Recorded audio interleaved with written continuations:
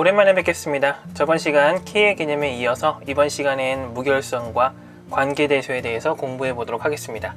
영상 보시기 전에 좋아요 한번 눌러주시고 시작하겠습니다. 무결성이라는 것은 결함이 없는 상태를 뜻합니다. 커피를 마시기 위해서는 컵에 입술이 닿아야 합니다. 여러분들 입술은 아무 문제가 없어요. 그런데 다른 모르는 사람의 입술이 닿았다면 이건 문제가 됩니다. 이걸 좀 센 표현으로 오염됐다고 표현하는데 데이터베이스 역시 마찬가지입니다. 데이터가 오염되지 않도록 무결성을 지켜야만 데이터 사용에 문제가 없겠죠. 무결성의 종류는 대표적으로 세 가지가 있습니다. 그중 첫 번째로 개체 무결성에 대해서 알아보겠습니다. 개체 무결성은 개체를 사용하는데 문제가 없어야 한다는 뜻입니다. 여기서 개체는 테이블을 의미한다고 보면 되고, 개체를 사용한다는 것은 테이블 데이터를 참조하겠다는 것인데, 데이터를 참조할 때는 해당 테이블의 기본 키를 이용합니다. 정리하자면 개체 무결성은 테이블의 기본 키를 참조하는데 문제가 없어야 한다는 것이죠. 만약 기본 키에 중복과 널값이 있다면 이건 무결성 유지에 실패한 것입니다. 도메인 무결성은 영역 무결성이라고도 하는데요. 특정 필드의 데이터 영역에 문제가 없어야 한다는 뜻입니다. 예를 들어 수학 점수 필드에 점수가 아닌 마이너스 값이나 한글이 적혀 있다면 이건 문제가 있는 것이죠. 성별 필드에 남, 여가 아닌 다른 값이 나타나는 것 역시 마찬가지입니다. 어렵지 않죠?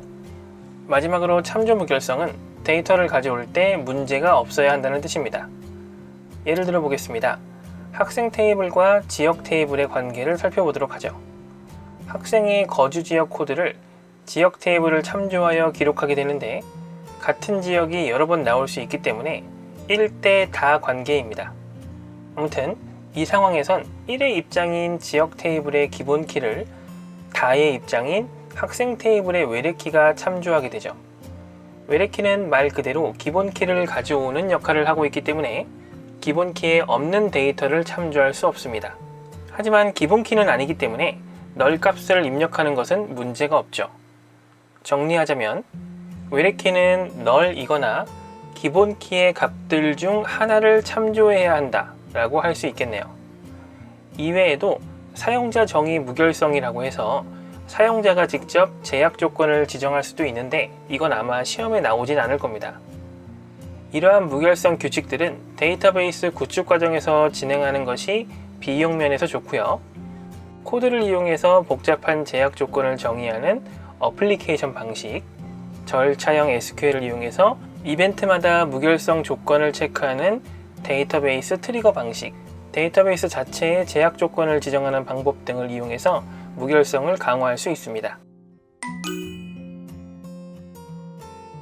자, 단어가 좀 어렵죠? 관계형 데이터베이스가 릴레이션인데 이 테이블을 조작해서 새로운 릴레이션을 구축하기 위한 연산자의 모음이라고 생각하시면 되겠습니다. 우리가 알고 있는 집합 연산자를 쓰는 경우가 있고 여기서만 쓰이는 순수 관계 연산자가 있는데요. 우선 관계 연산자부터 알아보도록 하겠습니다. select는 특정 조건을 만족하는 새로운 릴레이션을 생성합니다. 속성은 변하지 않고 튜플의 개수가 변하기 때문에 수평 연산이라고도 하죠. 연산 기호가 출제된 적이 있으니까 기호도 꼭 기억해 두시기 바랍니다. 프로젝트는 지정된 속성을 추출해서 새로운 릴레이션을 만듭니다. 튜플은 변하지 않고 속성의 개수가 변하기 때문에 수직 연산이고요. 기호는 파일을 사용합니다. 조인은 공통의 속성을 기준으로 두 릴레이션을 합친 새로운 릴레이션을 생성합니다. 공통된 두 개의 속성이 합쳐지는 것은 아니기 때문에 차수의 변화는 없고요. 리본 모양으로 삼각형을 합쳐서 연산 기호로 사용합니다. 내추럴 조인은 조인과 같은 연산과 기호를 사용합니다. 다른 점은 조건을 사용하지 않고 공통 속성만 나타낸다는 점과 속성이 합쳐진다는 점이죠.